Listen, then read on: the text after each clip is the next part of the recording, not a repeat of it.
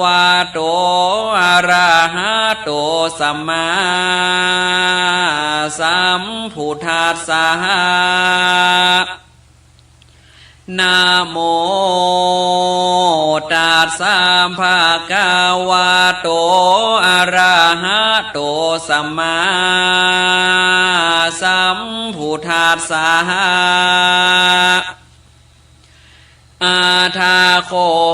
ภาคาวาลาจาคาเหวิหาลันโตเวโลวาเนนิสัญญาอิมังธรรมเท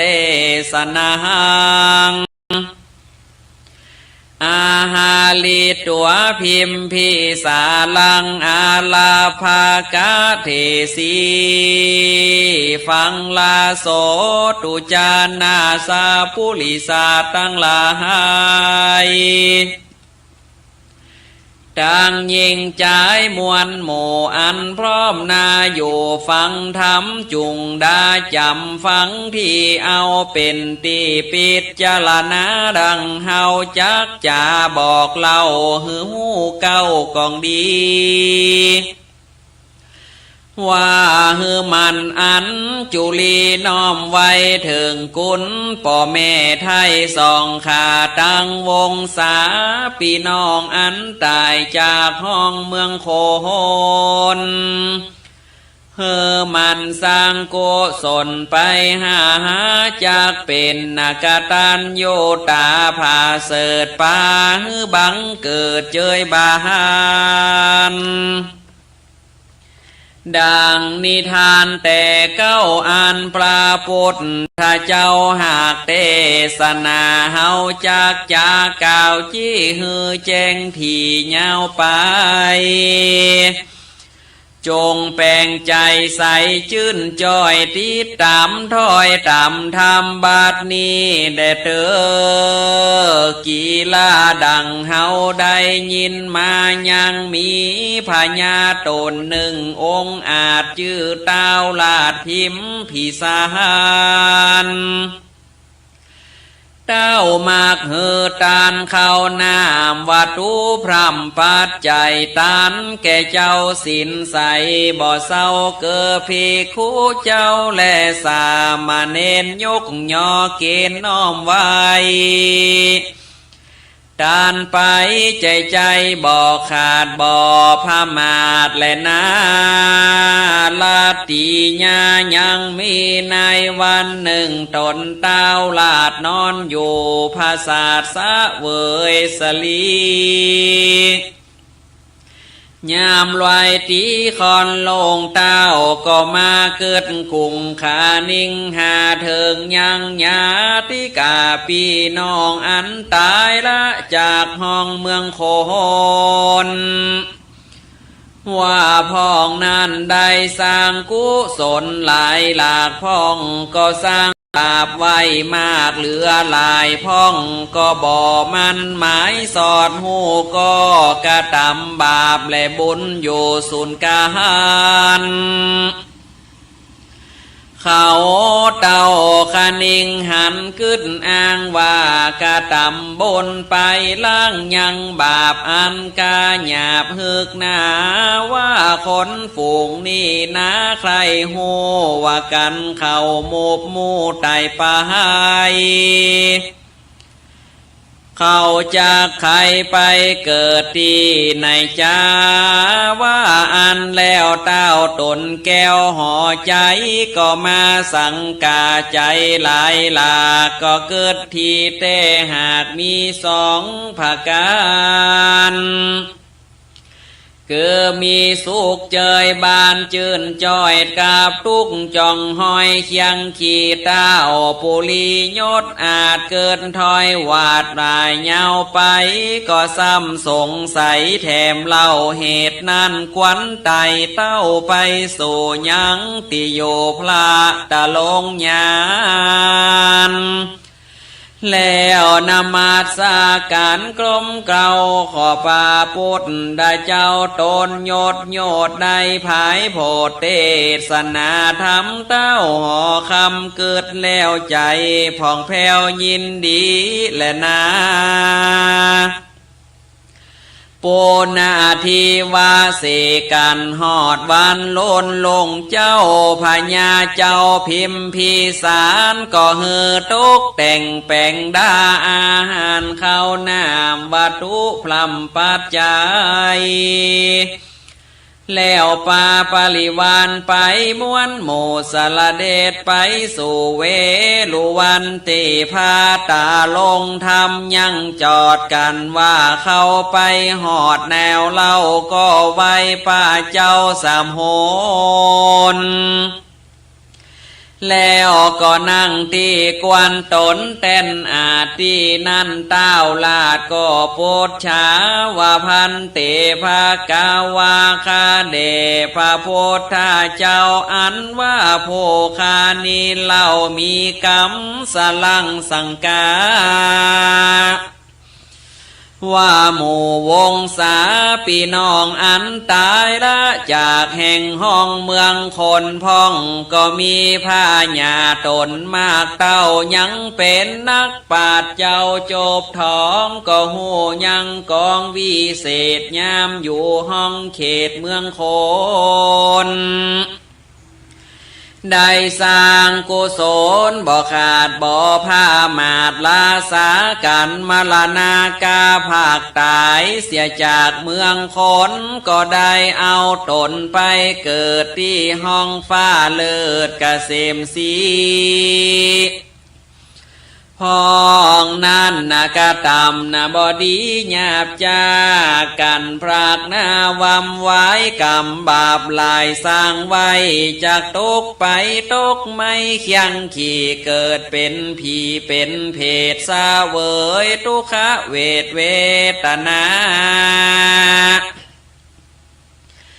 จากกะตำสันใดจานันเล่า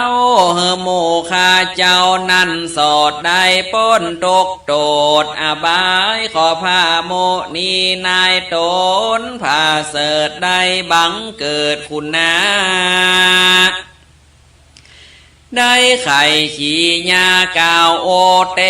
สนาเฮโพคาโหตามมีแดเตอ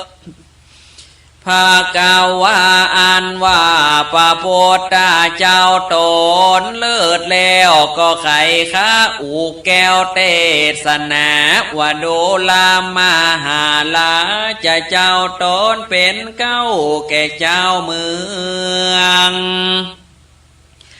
กามอันเต้าบนเลืองยอดซอยมาก้าวถอยจ่าถามก็หากเป็นกองงามผาเสดจากเป็นประโยชน์เกิดหลวงลายแก่คนยิงใจมวลโมอันข้างอยู่สงสารเพื่อเฮือเขาหูยังกิจการหลายแล่หูยังกุลป่อแม่วงศากับตังญาติกาพี่น้องอันเกี่ยวข้องเถิดมาทัดทองกับตัวตนมาดูลามาหาลาจะเจ้าอันว่าคนนุ่มเท่ายิงใจกันว่าเขาจุติตายมวยมางก็จากได้ไปโยสร้างซาเบยกรรมอันโตได้กระทำล่วงมาแล้วย้อนเจตนาเป็นเหตุดังพระโพธาเจ้าได้เทศนาว่าเจตนาหังพิขาเวกัมมังวาตามีดังนี้ว่าโดลาภิกขุตั้งหลายเฮ้ยหนุ่มเนาอันว่าบุญบาปนั้นเล่าอันใดยอมสำเร็จได้โดยใจเป็นเหตุจากเฮอไปสู่เขตสถานกันสร้างบาปหารนั่นโสดก็จากได้ซาเวยโตดเที่ยงขีการสร้างกรรมดีนั้นเล่าก็จากได้เตียงเต้าเจยบานสุขสำลานบ่ขาดในภาษาตาวาดิงสา โดลามหาลาจะเจ้าอันว่าคนโนมเท่ายิงใจกันเข่าวำวายลาภาคตายเสียจากเมืองคน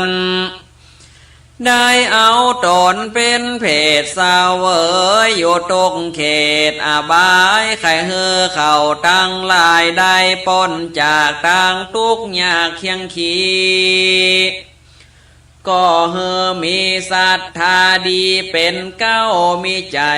บ่เศร้าเจยบาได้ฮือต้านเข้าน้ำว่าโตพรำปัดใจแล้วหลังไหลน้ำหยาดไปตกตอดอุทิศสะบุญไปหอดไปหายังสองขาพ่อแม่ตั้งเท่าแก่ตายายตั้งญาติกาหลายพี่น้องอันตายและจากแห่งห้องเมืองโค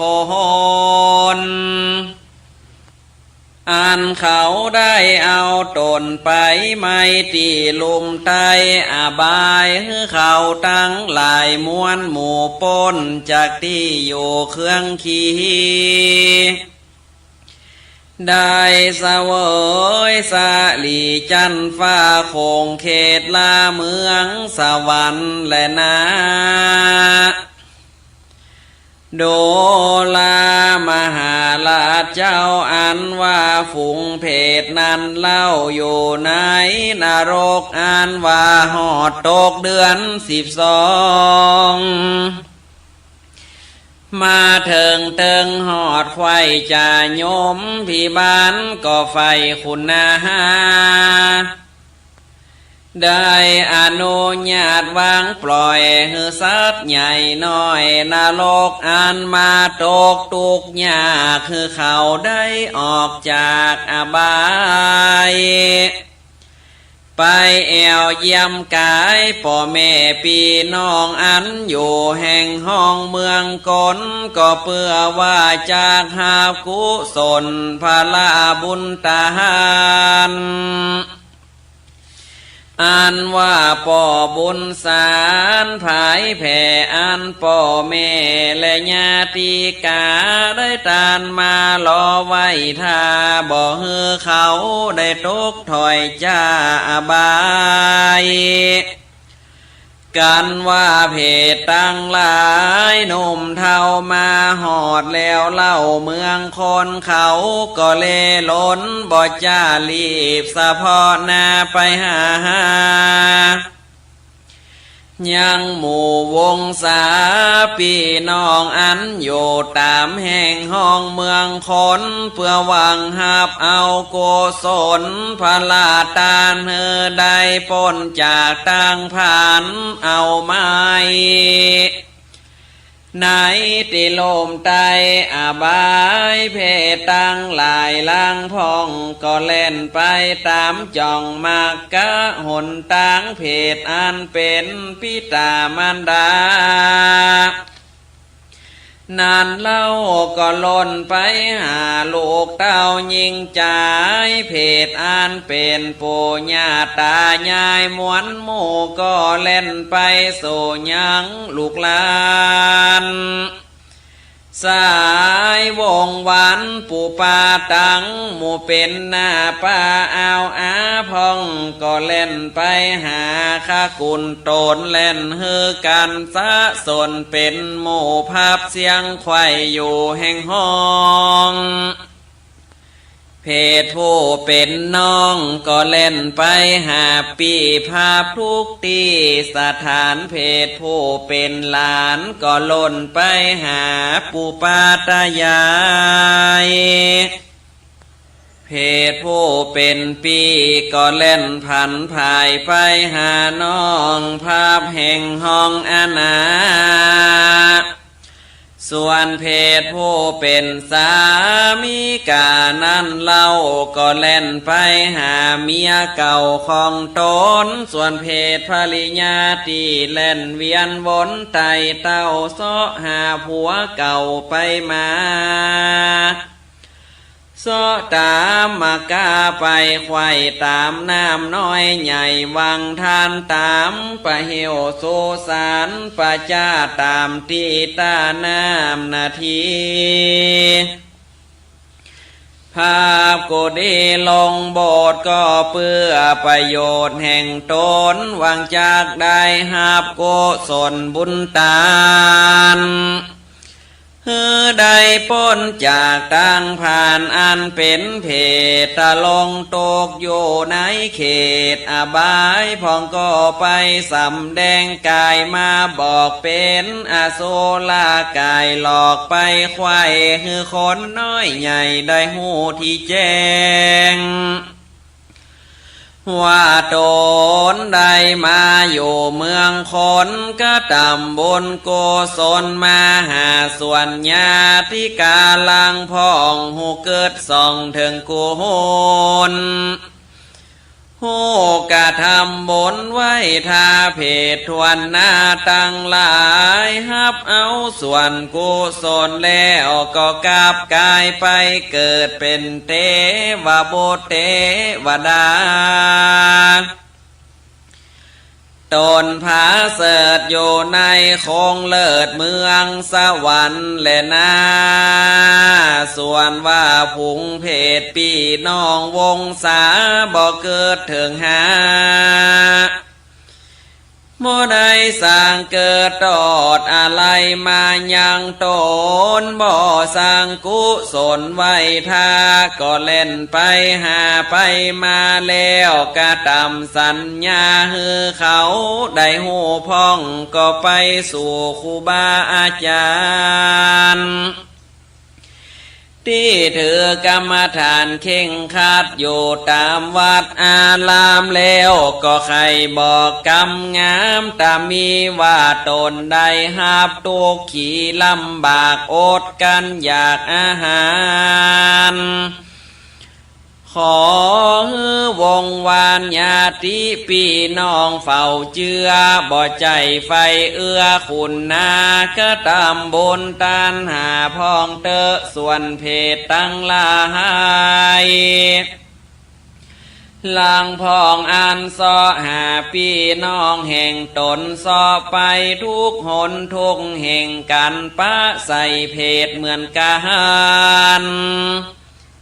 ก็เอิ้นเสียงเนียงนั้นถามทีว่าโดลาน้องปีเฮ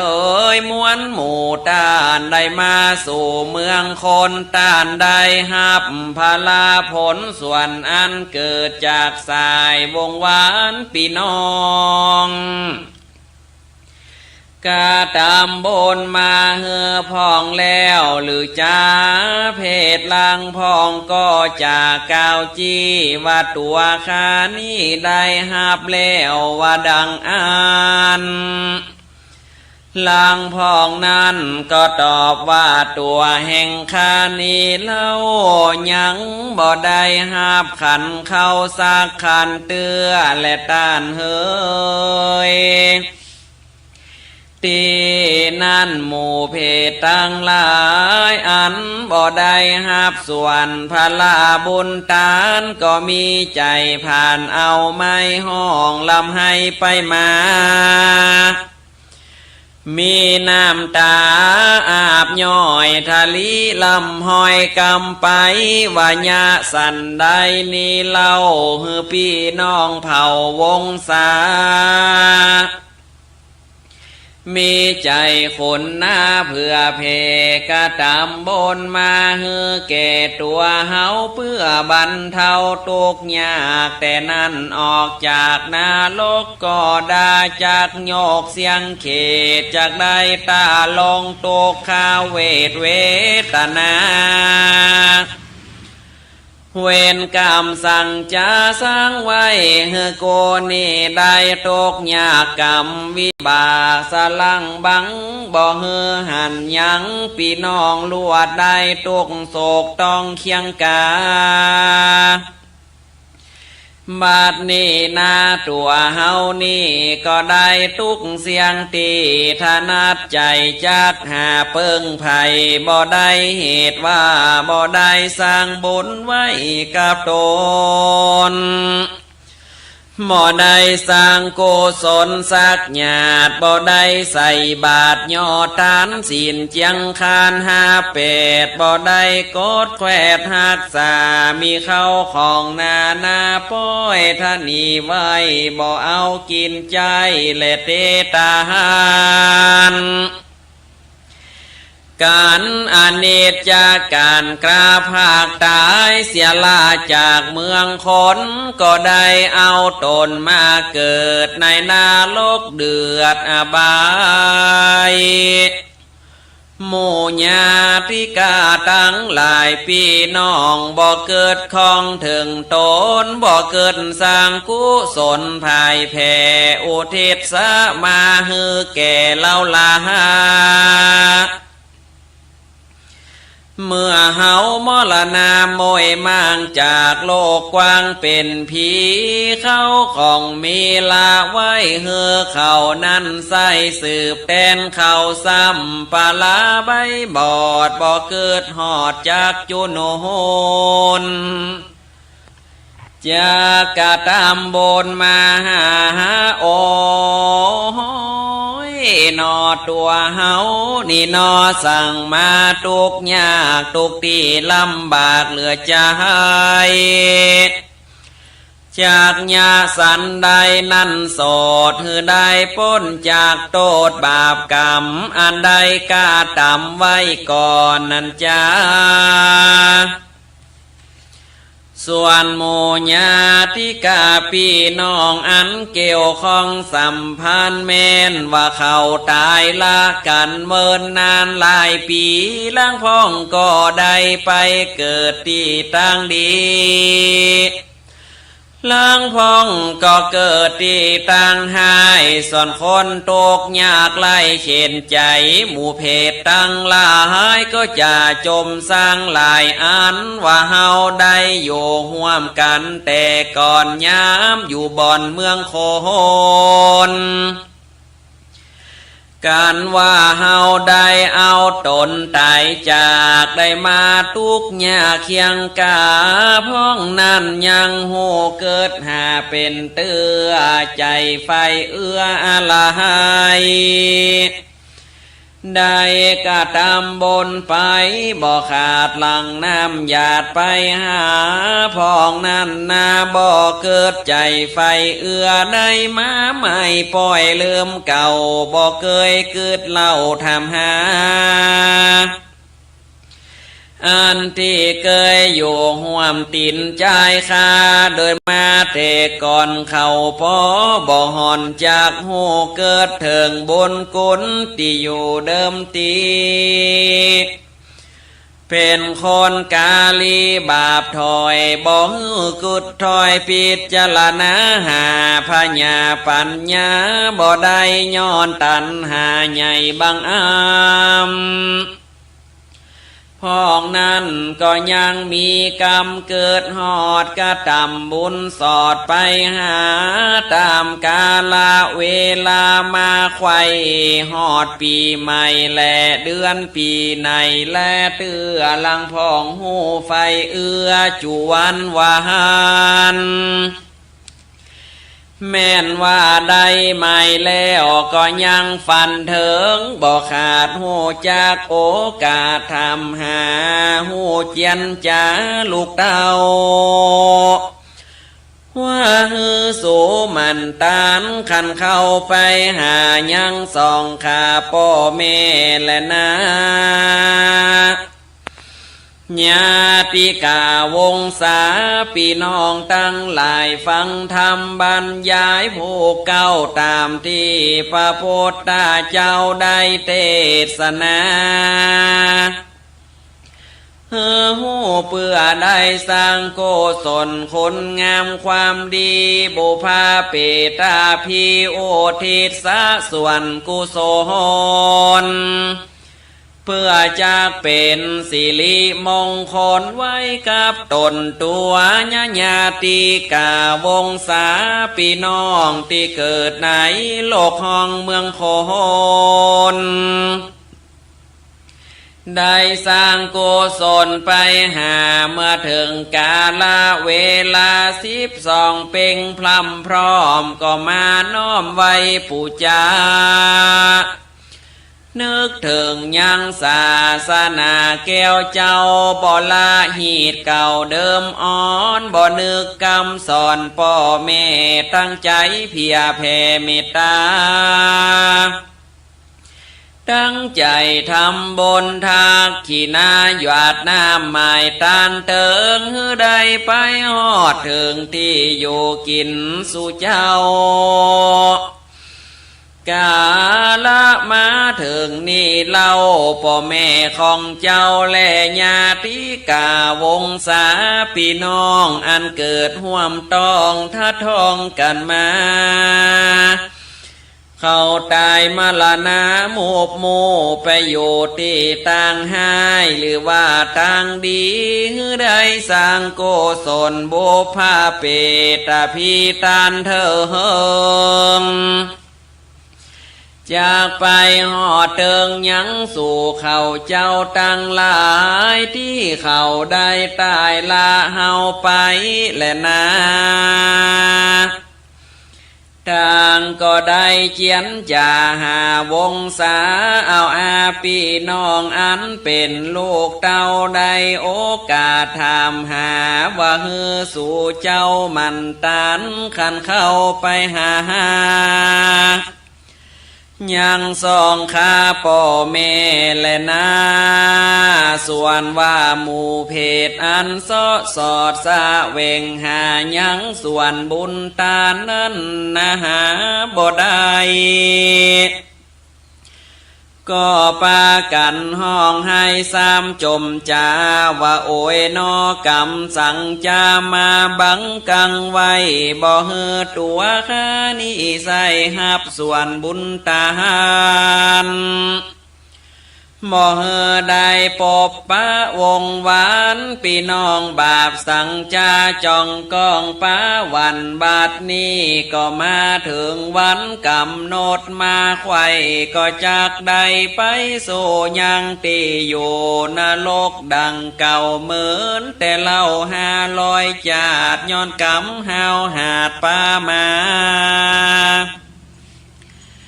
หมู่เพศนานามวนหมู่อันตีมาสู่เมืองคนเพื่อมาหับส่วนกุศลบุญตานกันว่าบ่ได้ก็จมสารฮือลูกหลานตั้งหลายโดยปริยายหลายหลากว่าโซนีหากปาลาหยังบอกกาตำบนมาหาเฮาพ่องหยังบอกเกิดส่องถึงโตนว่ายามเมื่ออยู่เมืองคนแต่ก่อนได้เป็นผัวเมียห่วมซ่อนจอมกันเป็นเผ่าพงพันพี่น้องเกิดห่วมต้องทัดทองกันมาบัดนี้นาเฮานี่ได้ทุกเสียงตีเหลือใจจากเปิงไผ่ก็บ่ได้มีลูกหลานไว้ได้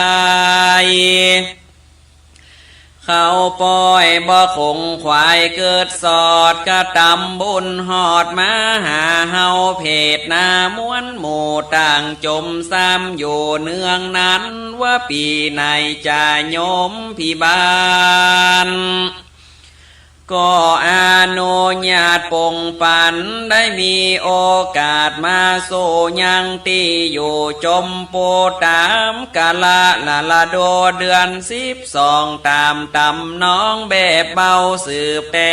90,000มาและนามนุษย์สาอันว่าคนยิงใจลังพองนั้นก็มีใจสอดดันเจยบาได้หือตานเข้านามว่าตัวพรำปัดใจ โอเทสาบนไปหาเพศเพื่อเฮือปุ้นจากเขตอบายส่วนว่าเพศตั้งหลายนั้นเล่ากันว่าพี่น้องเผ่าวงศากาตามบุญหาก็พ้นจากเพศก็ได้กาบกายกาเปตกาญาเป็นเทวโบเทวดาโบจ้าอยู่ตามแหล่งล่าเมืองโคนส่วนว่าเทวโบเทวดามวลหมู่อันตีอยู่เมืองบนการหูว่าพี่น้องตนอันเป็นเพศพ้นจากเขตเคียงกาก็ปากันมาบ่จ้ามายังโลกลาเมืองคนเพื่อหับเอายังตนพี่น้องไปสู่ห้องเมืองสวรรค์และนาส่วนว่าเพศตั้งหลายลังพ้องกันพี่น้องวงศาบอกกาตำบนมาหานั่นเล่าก็มีใจโศกเศร้ามองผ่านเมื่อถึงกำหนดการมาไขว้ก็จักได้ปอกเต้าไปสู่ที่เก่าอเวจีจะโยมพี่บ้านก็บุบตีบ่อขาดเอาเชือกเหล็กมัดกาดจ้องกองลากเข้าสู่ห้องนรกเปื่อเฮอตาลงตุกตุกดังเก่าเขาก็มีใจโศกเศร้าโศกาก็ลำจาเก่าถอยบ่มีน้อยหลายประการว่าโอยนอเฮานี่นาสั่งมาทุกผ่านทุกยากเป็นแต่กรรมวิบากสั่งจาอันได้กาตำมาแต่ก่อนย้ำอยู่บ่อนเมืองคนบ่ได้สร้างโกศลสั่งสักญาเต้าว่าพมาทลาสาหาพญาปัญญาบ่ได้ฮิหอมเข้าของไว้หลายแหล่ก็บ่ได้แผ่เตตานเต้าอวงไว้เฮอลูกหลานใหญ่น้อยบ่ไฟห้อยตั้งศีลเมาแต่หากินเลี้ยงต้องเต่าเกิดจริงของในใจว่าอายุไข่แก่เท่าก้อยจากเข้าอาลามถือยังศีลงามกุลใหญ่นบน้อมไว้ฟังธรรมปล่อยบ่สมกำไฟอ้างก็ได้มั่งเป็นผีตายละหนีเสียก่อนบ่ละผ่อนยาวไปเต่าของใดก็มากน้อยก็ละปล่อยเป็นสถานเฮอโลกหลานหนุ่มเท่าใดเป็นเจ้าแทนไปบาปกรรมใดใดสร้างก็บ่ห่างล่างหายหนก็จากลองจนมาสู่เขตได้เกิดเป็นเพศเป็นผีเสวยโตขีไม่เอาจุมลูกเต้าเล่นลานตั้งวงวานพี่น้องป้อยบ่มีใจขวางคองอะไรบ่มีใจใสไฟเอื้อกาตำบนเพื่อมาหาเพศนานามวลหมู่อันมาสู่เมืองคนกันบ่ได้ฮับยังโกศลพาลาตาหารเขาก็มีใจผ่านเอาไม้ห้องลำให้ไปมาปะกันจะเจ้งดาว่าแต่นี่ไปนานันเล่าเฮือหมู่สู่เจ้าตั้งหลายได้สิบหายมอยมางเม่นจากโปกสร้างกสิกรรมได้กาตำยังนาให้ก็อย่าเฮือได้เงยงอกฮือหิขึ้นลงศอกลงว่าแม่นจากเป็นวานิจาปอกากันนังโยธาดาขายฮือชิบหายวายวอดได้ถมถอดอดไปใจ แม่นว่าโมเจ้าตั้งหลายบ่เกิดถึงหานี่แหละนะเทลวะโบสถ์เทวดามวลหมู่อันเป็นวงวานพี่น้องอันโยแห่งห้องเมืองสวรรค์ก็ปากันบ่จะเอาวิมานคำจากจันฟ้าลงมาสู่ยังที่อยู่เมืองมนุษย์สหาเพื่อหาบเอาเทวโบสถ์เทวดานุ่มเท่ากันว่ามาหอดแล้วเราก็ซ้อหากันบ่ปะหันพี่น้องก็มีใจโศกต้องมองผ่านก็นำเอาวิมานอันเปล่ากลับไปโสที่เก่าเมืองบนใจยังกังวลกึดส่องว่าตัวกลัวหมู่พี่น้องกลับไปโสยังที่อยู่อเวจีนานเส้นปีบ่ได้ออกแลนะโดลามาหาลาดเจ้ากันพี่น้องเผ่าวงศาได้ตกเคียงกาเป็นเพศใครเฮือได้ป้อนจากเขตตั้งพานจงปากันเฮือตานเข้านามว่าโตพรำปัจจัยอุทิศสาบุญไปสู่หอดเขาก็จากปุ้นขอดจากต่างทุกใดเสวยสุขบนจันฟ้าคงเล็งลาเมืองสวรรค์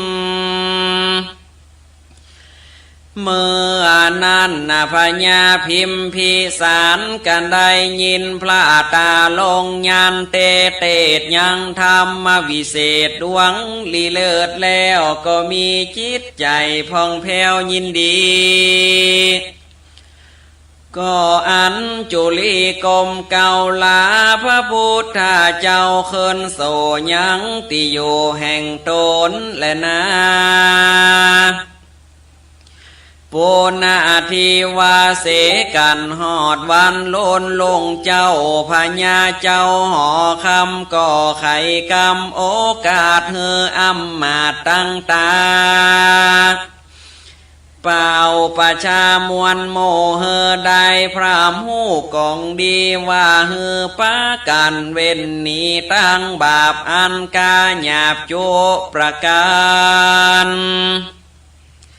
ปากันหือตานอย่าขาดมีศีลสะอาดหักษาแล้วอุทิศสาส่วนบุญไปหา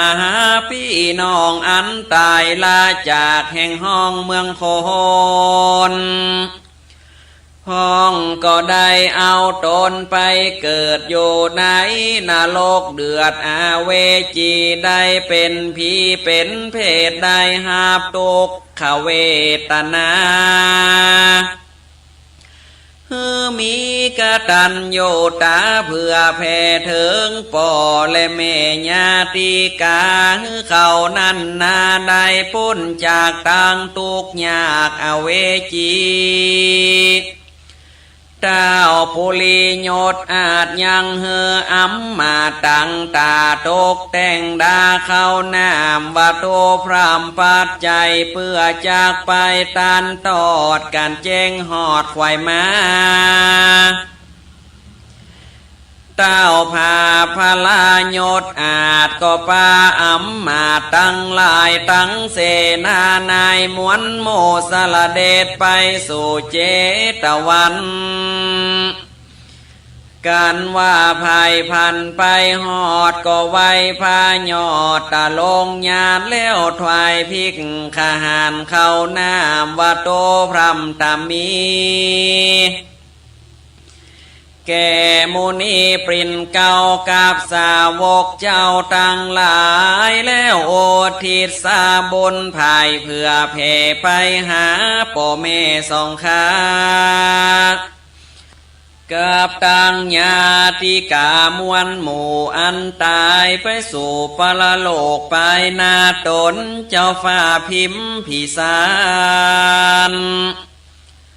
ก็กล่าวกำถวายเว้นตามติดต่อยังกินจิต่อโดยไปแล้วหยาดน้ำใส่ตกตอดอุทิศสาบุญไปหอดวงสาตังญาติกาพี่น้องอันตายละจากแห่งห้องเมืองขนหลอนว่าเขาได้เอาตนไปบ่จ้างไปตกวางจะทุอบายได้กับกายเป็นผีเป็นเพศอยู่ในห้องที่เขตต่างใดก็ขอพานลาบนอันนี้เล่าไปหอดเจ้าตั้งหลายส่วนว่าเพศนั้นกันได้ผ่านภายพ้นจากที่ผ่านก็ได้สะเวยโศกอยู่ในวิมานจันฟ้าคงเขตลาตาวติงสาส่วนเทวบุตรเทวดาโยสร้างในวิมานกว้างอันผ่าเสดมีของทิพย์เกิดจูอันที่นั่นเทวบุตรเทวดาทั้งหลายมวลหมู่กันเขาได้อยู่เจยบ้านในวิมานภาษาเขาก็มาโอกาสยันจาวาดูกะลาตานตั้งหลายเฮยมวนหมู่เมื่อก่อนนี้เฮาอยู่เมืองโคนบ่ได้สร้างโกศลสักญาติเมื่อเฮามรณาตเป็นผีบาปกรรมมีทรงโยได้ไปเป็นเพศอยู่ในอบายสาวเวยทุกลายเหลือแลกันบ่มีพ่อแม่และวงศาตั้งญาติกาพี่น้องอันอยู่แห่งห้องเมืองโคนกาตามบนโกศลไปบ่หอดบ่ได้พ้นจากขอดตกขี่โดยเตจะหน้าบนมีนี่โสดจริงได้สุกจ้อยโจดขึ้นวานเหตุนั้นเฮาปากันมวนหมู่ได้ถวายปอนฮือเขาได้อยู่ตีขากันว่าได้จากกันแล้วก็กากาดแก้วมาสู่ยังที่อยู่เมืองโคนแล้วถวายปอนมังกรฮือพ่อแม่ตั้งเท่าแก่ตายายตั้งลูกหลานหลายมวลหมู่เพื่อฮือได้อยู่เย็นใจตอนนี้ไปนาฮือสู่เจ้าอย่าได้ตกถอยจ้าเคียงขี่ฮือมีอายุที่คาเตียงเต้าลอยสาวขวบเขาเป็นตาลาฝูงญาติกา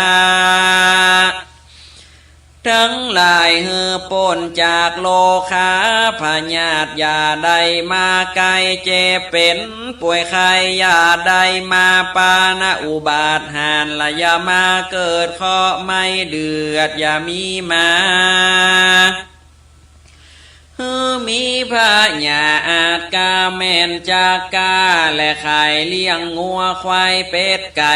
กระตำให้นาใส่ส่วนฮือขมาจะฮือ